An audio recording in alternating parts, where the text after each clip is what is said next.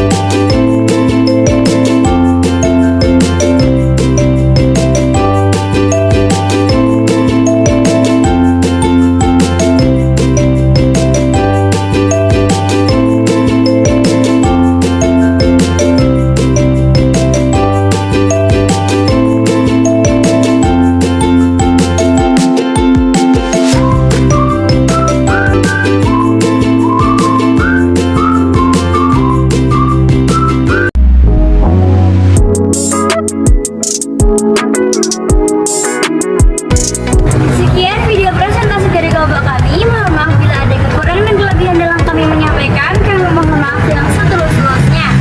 Dan kami mohon maaf untuk video presentasi